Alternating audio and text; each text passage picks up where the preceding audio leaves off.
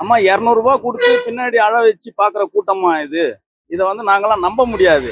இன்னைக்கு எல்லா மீடியா சேனலும் வந்து எல்லாமே அவங்க கையில இருக்குது. விஜய் கிட்ட சார் அவர் வந்து நல்லதை பண்றாரோ இல்லையோ, இவங்க கிட்ட இருக்கிற மீடியாவை வந்து புடுங்கணும். அந்த சன் நெட்வொர்க் அந்த மாதிரி இது இருக்கிற இதெல்லாம் வந்து ஆளுக்கு அந்தந்த அரசியல் கட்சின்னு ஒரு ஒரு சேனலை வச்சுக்கின்னு மக்களை திசை திருப்பியே இவனுங்க வந்து தமிழ்நாட்டில் குழப்பத்தை உருவாக்குறானுங்க. அதனால என்னோட கோரிக்கை என்னன்னு கேட்டீங்கன்னாக்கா, இந்த இந்த மாதிரி சேனலுங்களை வச்சுக்கிற அரசியல் கட்சிங்களை அந்த அரசியல் கட்சியை சார்ந்த சேனலுங்களை புடுங்கணும்.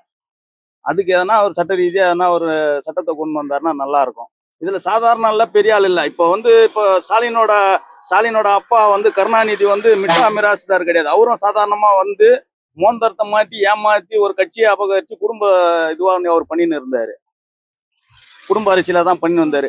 இப்ப பாத்தீங்கன்னாக்கா கருணாநிதி புள்ள ஸ்டாலின் புள்ள உதயநிதி புள்ள இன்பநிதி.